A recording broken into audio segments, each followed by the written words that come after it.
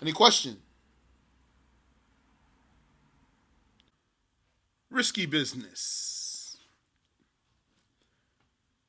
To be valid, the deal cannot be risky, except whatever risks the religion permitted, like the risks of hiring and offering a reward. So there's a risk involved here when it comes to hiring and renting, for example. Why do people rent their property with security deposit? Because of the risk. Yeah, but that's a risk that if you want to take it, then you have to take the risk. You cannot put a security deposit. It's a risky deal, but it's a risk that the religion allowed you to take. So no deposit. Take the risk. If you want to take it, take it. Same thing when it comes to hiring someone. What do some jobs do? They hire you. They give you a grace period where actually you don't get paid. Some jobs do. There's a time you have to come and you don't get paid. And if you fulfill that time, then you start working properly and then you get paid. So you can't do something like that. You can't do it and you cannot agree to that. To be valid, the deal cannot be risky, except what risks the religion permitted, like the risks of hiring and offering a reward. Like if you say, whoever builds a fence for me around my house, then I will give him such and such. You offered a reward. That's a risky deal, isn't it? It is a risky deal.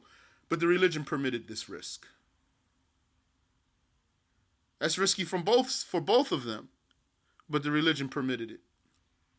And tending certain types of trees in exchange for some of the yield, which is musaqah.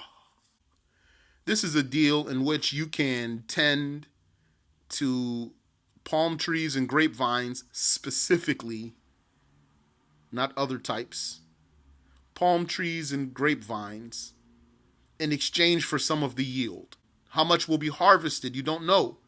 So it means that actually you don't know how much you're going to get paid. This particular deal, the religion permitted it. The Messenger of Allah, sallallahu alaihi wasallam, he engaged in that. But for these types of trees, not others, even if you're doing the exact same job, if it was the exact same job, it's just different type of trees, it's invalid. We'll come to talk about that, inshallah, with its details when we get to it. For now, we just want to understand what it means for the deal to be risky in general. Being hired to work land in exchange for some of the yield. Other than that, musaqah is invalid because you don't know how much you're going to get paid, so it's too risky. You said hiring. It can be risky for the one who hires a person. What is the best way to hire so that the one who is hiring a person has the upper hand? You cannot get the upper hand. You make a clear-cut deal. What you can do is make a deal that's suitable for you. If it doesn't work for the other person, he doesn't have to agree with you. If you're the one offering the money and then the deal is like this is what you want. You say, listen, I need to hire a guy to do like this. Can you do it? Yes? Okay. Then he agreed to. You don't have the upper hand. But he agreed to do what you paid him to do. That's for the hirer, that's for the employer and the employee. Don't agree to work for something that doesn't suit you. Don't agree to hire someone who is not suitable for you. The risk is for one or both sides to be unable to estimate the outcome, or for the most likely outcome to be detrimental, such as selling milk still in the udders, fish and birds before catching them, and onions before pulling them out, and juice in the grapes. Selling fruits without trees requires immediate harvest, or waiting until some are desired for consumption. You want to sell the fruits without the trees? You have to wait for some of the fruits to become desired. Either cut the fruits off the trees and then sell them without the trees, or wait for the fruits to become desirable, and then you can sell them without cutting them off the trees. So a person has land. He has trees, and those trees have fruits. He owns the land, he owns the trees, and he owns the fruits.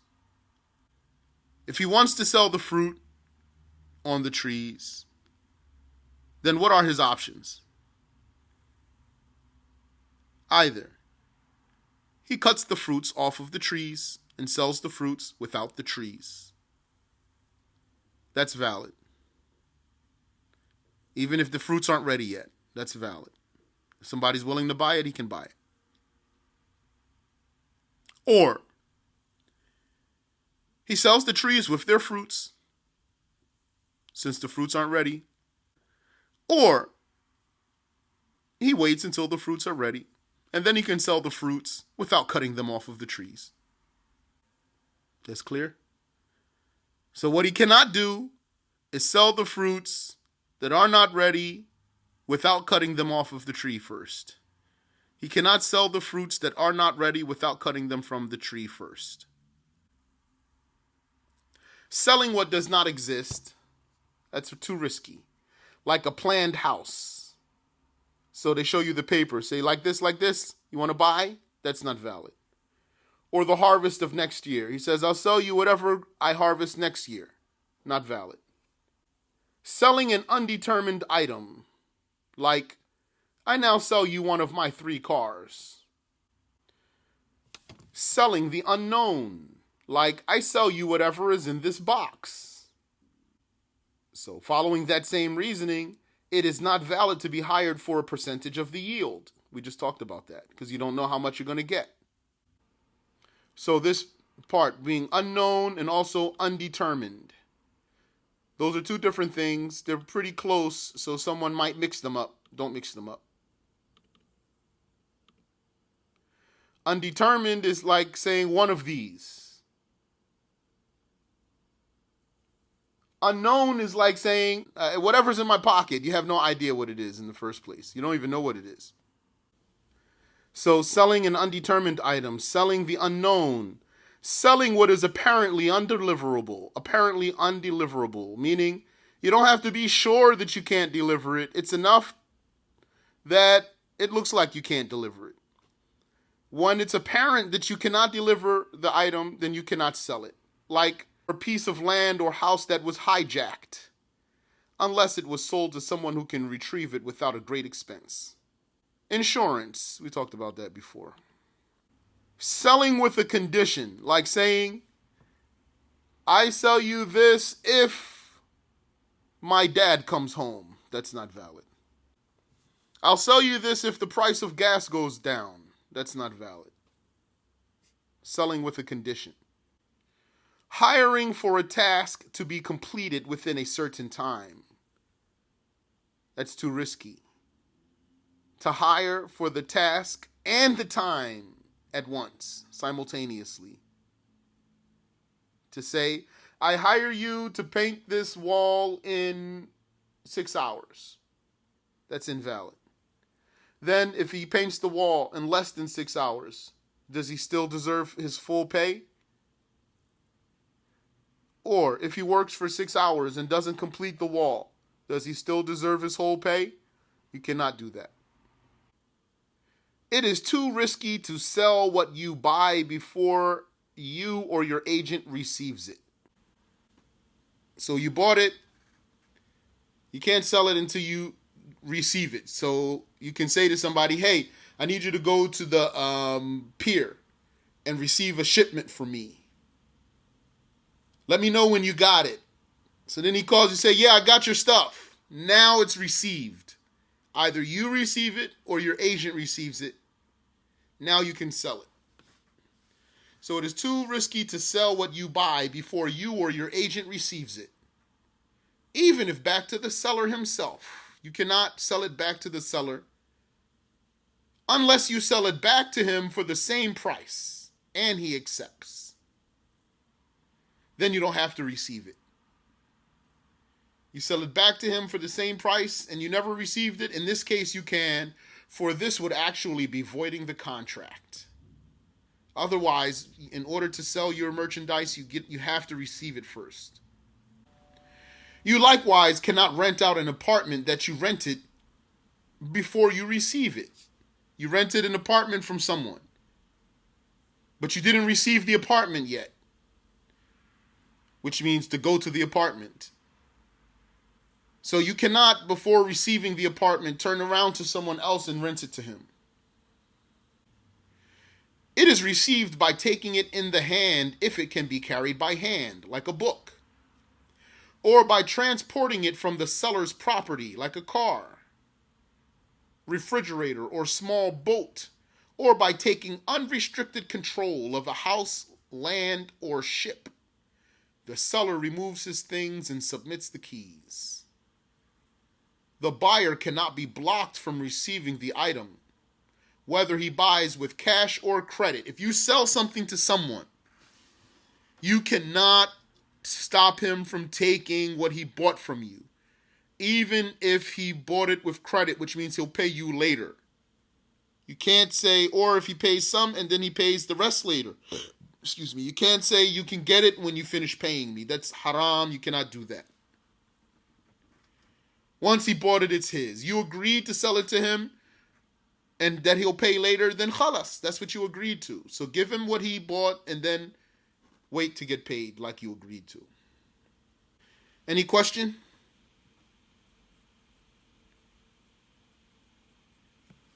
He said, can you agree to buy something that the owner doesn't have yet? What does that mean, he doesn't have it? He says he owns the house, but the paperwork is not done. So he does have it. It's his. If it's his house, he can sell it to you. Paperwork is not a condition. So what you do in this case, if the both of you are really willing to sell it without the paperwork, but you're concerned about the paperwork, then just get witnesses. Bring your witnesses, and then so there's like, let's say 4 people together in one session. The seller and the buyer and 2 witnesses, and then the buyer says, I buy this house from you for this $15,000. And he puts 15 stacks right on the table. And then takes those 15 stacks and the witnesses witness that. Khalas, do the paperwork later. Now, does that stand in the Kafir country? I don't know. Does the Kafir country demand that the paperwork be done for the sale to be valid? Can you go to the judge and say, well, we did the sale and here are our witnesses. We just wanted to do the paperwork later. Will the judge accept? The Kafir judge? Okay. Then you don't need the witnesses, but you can still do the sale. Because that's the point of the witnesses. Ameen wa fikum, you're welcome. You said if a person is hired for a task and they are paid some of the money but didn't complete the task, what can you do? You can take collateral. You can tell them, I want you to put up collateral until your debt is paid, which is finishing the job. I mean, I'm not going through all the stuff about going to a Muslim judge because we don't have that. So unfortunately, when there's no Muslim judge, that's why the Muslims need a Khalifa. Because when there's a Khalifa, then he will enforce the religious rules. If we don't have a Khalifa, then there's no one to enforce the rules. And then people get away with things. So basically, we have to rely on each other's honesty. Yes, we have to deal with honor. You deal with honor and hope that the person you're dealing with also deals with honor. The kuffar, they don't deal with honor. Some of them do. That's why they don't give priority to a verbal contract over a written contract. To them, the written contract has priority over the verbal. For us, the verbal contract has priority over the written contract. Now, someone might argue and then say, no, that doesn't even make any sense. How could a verbal contract have priority over a written contract? That don't even make no sense. Yeah, it makes a lot of sense. You know why?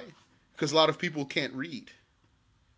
And even people who can read, a lot of them, maybe most of them, they can't read the details of those contracts that those people put together. They don't even know what's in the contract. But when you sit down with a person, even if he can't read, then you say to him, listen, I'm going to rent this to you for such and such time, for such and such amount. Do you agree? Yes, okay. You want to write that down? Well, I can't read very much. I'll tell you what, we'll write it down and you show it to somebody so he can help you out. So the writing is for confirming what you verbally agreed to, not to replace the verbal agreement. That's because we have honesty. We have honor. They don't have honor.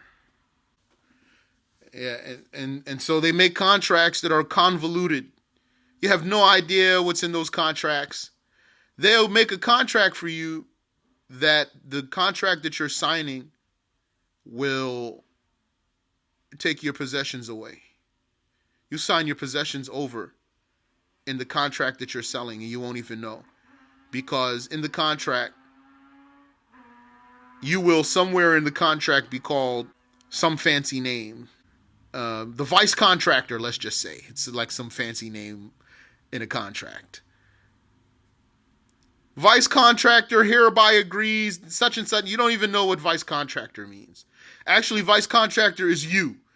And then you sign the paper, and then when you go to court and you read, or when you get a lawyer, and then you know what's in the contract, and you find that you've signed your possessions away, for example. Or that you signed something that puts you at a great disadvantage. You had no idea. That's why our religion made it that the verbal contract has priority. You talk to a person face to face and there's no ambiguity. A kafir will give you a contract and he'll say, all right, we're going to do this deal. Instead of just doing a very simple, very straightforward contract, he'll just give you the general idea of the deal he wants to do. And then he'll give you a contract with all sorts of stuff in it. Tell you, here, take this. If you got a lawyer, let your lawyer see it. If you're interested, sign it. Okay, so if you want it bad enough, you're going to sign it. Doesn't even matter. That's how they get all those recording artists. Sign these papers. Oh, great, I'm about to be rich and famous. They signed the papers. They didn't even know that they signed all their money away. Any other question?